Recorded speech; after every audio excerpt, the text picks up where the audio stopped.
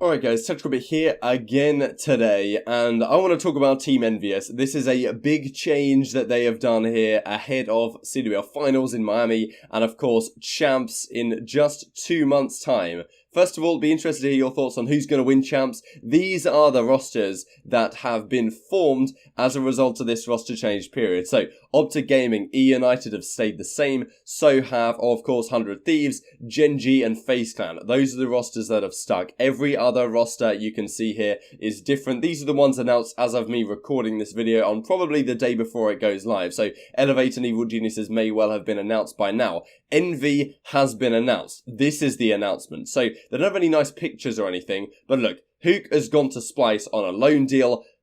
Crazy. Gunless has gone over to Team Envious, minus Pharaoh, plus Assault. So this is the squad for Call of Duty World Championships. Aches, Silly, Decimate, Assault, and Gunless. There's your team. Firstly, Team Envious have the highest average champs placing of any organisation in the world. Even last year, when they had a pretty... not the best roster. They had Decimate on it last year, actually, I think. Yeah, he was on Envy last year at Champs. But, they even managed to do a decent result there. I think managing to come top 6 or something like that. So, look, interesting. Whether they can pull it off with this team is up for debate. I'll be interested to hear your thoughts down in the description box below. Not in the description, in the comment section. Why do I always get that wrong? And, yes, they do have Gunless, which is always a plus. But whether they can convert this is yet to be seen. So yeah, like if you guys enjoy the video, subscribe if you are new as always, I'd greatly appreciate it. And let's hop right into it here. So firstly, Havok has gone to Splyce, which I think this change has been made because Hastro just feels bad for Havok, basically. You know, they went 0-12 map counts at Anaheim. They didn't win a single map anywhere. Havok had obviously completely lost faith with this team. It's arguable that he isn't the best at forming a team. I think that Skrapz said in the recent Crowder hours that, they could have had him and Cellium on Envy if they'd have wanted, but apparently, Havok didn't want it. But also there was apparently the conflict between like Skrapz and Decimate and the whole, girlfriend thing, whatever. So maybe that was part of it. Maybe Havok would have had to get rid of Decimate to get those on. Probably not the whole story. From what I've heard, Havok does seem to have his head screwed on a lot of the time. So, interesting. Now, it makes a lot of sense for Envy not to get rid of Havok because, well, as in not to get rid of him fully. Because, as I said, there's no reason now... Last couple of events of the year, you don't want to be selling Havok off now because next year you want him to still be on the team. He's been on the team for a while. They've got him obviously on a fat contract. And Hastro and the rest of the guys are probably like, you know what? Have a couple of months here on Splyce. Try and get some success. We'll be happy for you. And then we can come back next season and completely overhaul the roster because franchising's coming around. It's going to be the Dallas Fuel or the Dallas something, whatever Envy own. It's definitely the Dallas spot, but I don't know what it's going to be called. We'll have to deal with that when the time comes. So yes, that's a change. Havok is out the door, which means you're one of the best players in the game in terms of raw ability. Hasn't been proved necessarily that he has what it takes to win championships, and that question will come on Splyce, really. Now he's on that team should be a championship contender. So if he can't do it there, then, or at least get close there, then maybe there will be questions raised. But look, in terms of raw ability, we've seen for years that Havok clearly has some incredible talent. And to get rid of him, especially on that aggressive entry SMG type role, is, well, a big loss, I think, for this team on the whole. And their replacement for him is going to be getting Gunless in the team. Now, this is strange, of course, because Gunless does not play the role that Havok plays. Gunless has been either an ICR this season or a Maddox. He's obviously an unbelievably talented player. He's won a championship this year on Luminosity. He's won a championship each of the last several years. Won 3 last year in World War II. Won a championship at Atlanta in Infinite Warfare. And that was really where he had his breakout, of course. But this year also won a championship on LG. Definitely an incredibly talented player. But he's not an SMG. Let's put it that way. He's going to be a Maddox partner to, well, whoever. Probably Aches is my guess. Now, yes, they get rid of Pharaoh and they put Assault in the team. Things have to be said here probably about Pharaoh as an individual player. Because, well, look, he did win Stage 2 last year on Team Caliber. He was the best player at the event in my opinion. But that team ended up, they placed second at Champs. Fair enough, gotta respect it. But, look, he was on 100 Thieves earlier this year. They got rid of him, they become the best team in the game. He's now on Envy, the team completely collapses. So something probably has to be said about his attitude. And at least behind the scenes stuff. From my opinion, I can't say 100% for sure, but I'm sure that's a criticism that a lot of people will be leveling at him. And I think he definitely has to prove that he can be on a team that is going to win, or at least be competitive for a long period of time. Because this old Envy team, when they bring in Decimate and Pharaoh, they should be nasty, you know? It's crazy having Hook, Desi and Pharaoh on your team. And Silly's been pretty damn good this season on the whole, not so good the last couple of months. But it is what it is. And the fact that they can't win a search to save their lives is just crazy. So look, Assault is back in the team. First of all, this is 3 out of 4 of the World Championship winning roster last year on Evil Geniuses. And they, of course, have Bevels as coach. So basically all the pieces are there apart from aBeZy. And instead of aBeZy, you've got Decimate and you've got Gunless. So it's strange. Last year, aBeZy and Silly were running the SMGs, and Assault and Aches were generally the assault rifles. Now, Silly will be forced to be on an SMG here. You guys may be saying, well look, right now there's only really a one SMG meta. You only see like one Sorg on a lot of maps, and right now we're seeing a lot of ICRs in play, especially in Control. Maybe this team will be adapted well to that. And I think you are correct. In the current meta, I don't think that they'll be so bad. It seems to make sense. But I've reason to believe that over the next couple of weeks, and especially before Miami, there will be some changes that will improve the SMGs. I don't know to what degree they will improve the SMGs. Supposedly it might be a tweak. But if there are 2 SMGs in play, at least on more maps, then teams like Splyce will be significantly better, having Hook and Temp as an SMG duo. Maybe you could say the same thing about eUnited as well. And that's where I think this team may struggle, if that situation comes true.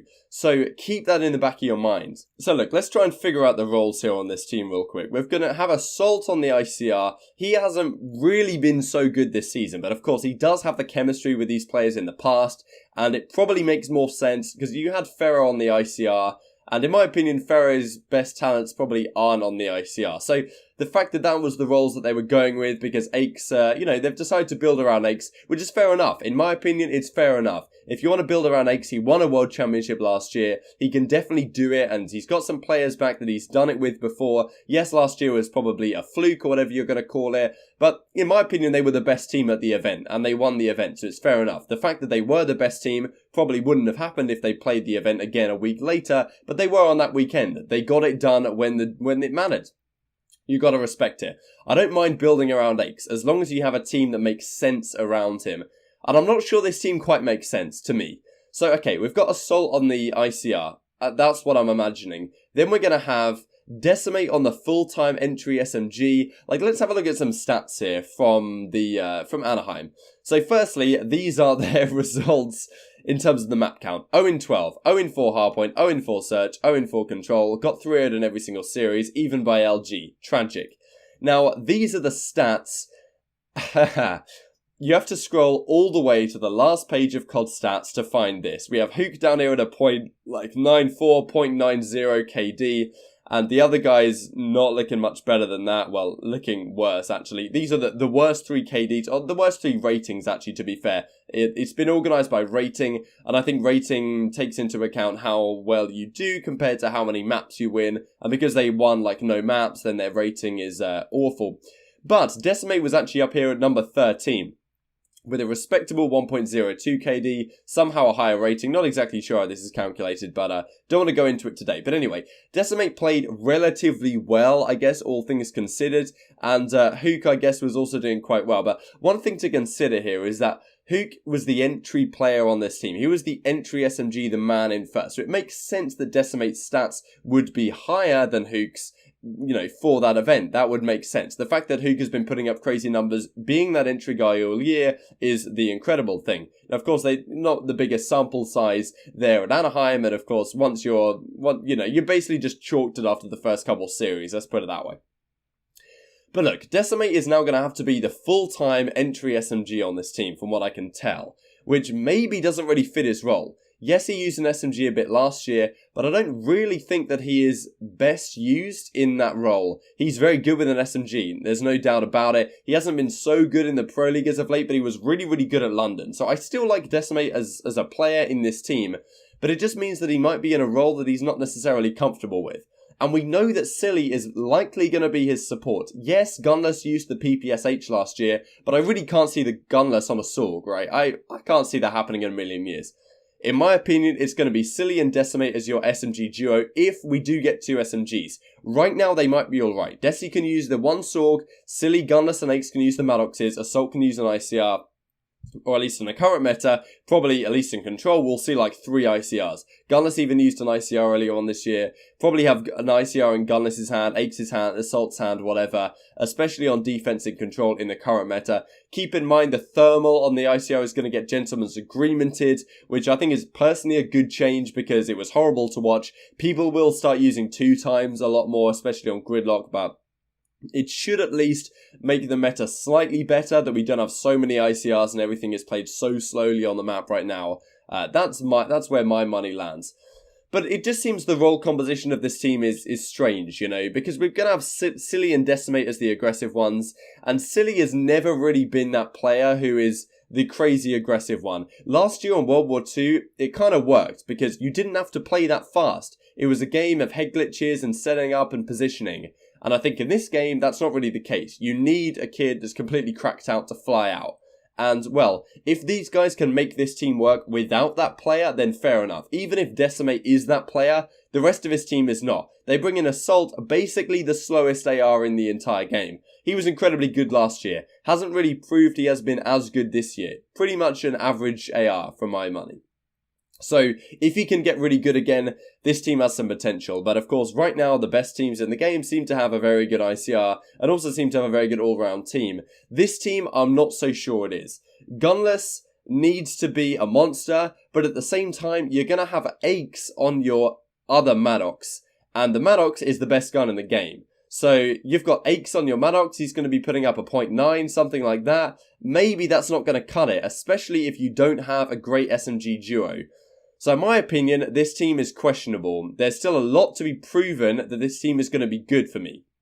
Now I would like to say that this team is going to be good in search, but they've lost their last like 12 search and destroys. Different team now, of course, and they were pretty damn well. They were incredibly good last year at Champs. You know, Bevels and Aix, I know they worked a lot on their smoke strats and that sort of stuff. This game does not have that level of complexity in their search and destroys. This game is simply like just fly at a bomb site, hopefully we get some trades going our way, and maybe we have a sniper to help us out. The fact that you get rid of Pharaoh basically gets rid of your competent sniper. Hopefully Aix isn't going to pull it out again. So you probably don't have a sniper to challenge the likes of Dashy. So let's say you come up against OpTic Gaming, you come up against eUnited, you're playing against Simp and Dashy on the snipers. Like, who am I putting against him? You know, like, we're probably not going to even be able to play a map like Arsenal against OpTic, because if we do, we're just going to get crushed at either site with his sniper. And, well, you know, it's difficult to say what exactly you do about that, but that's definitely something for consideration right now, that, you know, Pharaoh was a great sniper, maybe not necessarily showed it so much in this team, but definitely in the past he has. So those are some things for consideration. Be interested to hear your thoughts down in the comment section below. This team's composition is strange, you know. Right now, I think you either need a really, really good SMG duo, or you need a really, really good Maddox duo to be one of the best teams in the game. eUnited have the SMG duo, not so much the Maddox duo. 100 Thieves kind of have both in a way, but mostly the Maddox duo. And OpTic Gaming kind of, you know, a mix and match of both, to be honest. They're both pretty damn good. But this team, does it have either? We've got Gunless, fantastic, you know. And also one thing to consider is, will these guys bump heads? Yes, they've only got a team for a couple of months, but Gunless doesn't get along great with the LG guys. They don't want to play with him. So whether in a couple of months' time, the team chemistry between Aix, Cellium, you know, these guys are big names, big mouths, not necessarily big mouths, don't want to sound disrespectful, but, you know, big personalities, let's put it that way.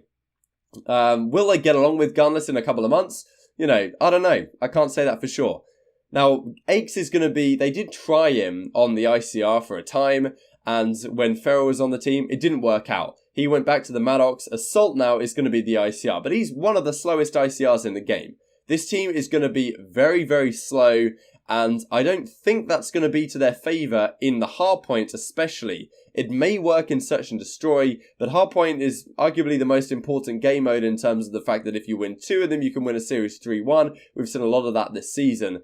And Decimate is probably going to be left out to dry. And his SMG partner, if it does go to SMG meta, or at least his aggressive partner, is probably going to have to be Silly. Unless Gunless completely changes up his roles, we will have to see how that goes. But, you know, for my money, those are going to have to be the aggressive partner. And I'm not sure it works. You know, I'm really not sure. They've got a lot to prove, in my opinion.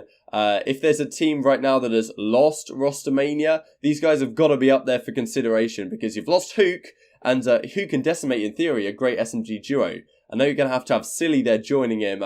In my opinion, it's not the same caliber. Yes, you've got Gunless, but how much can he really do on his own? We've seen so far this season that, yes, you know, you can say that Gunless, he'll win you maps on his own at times, which fair enough. He has done that on LG. But you said the same about Hook a few weeks ago, and then when the team chemistry collapsed, even Hook can't help rescue the shambles, I guess. And when it's 5v5, individual players maybe don't have as much importance. So anyway, I hope you guys enjoyed the video. Like if you did, subscribe if you are new as always. Leave your thoughts in this comment section, in the comment section down below. Yeah, thank you guys so much for watching as always, and I will see you next time.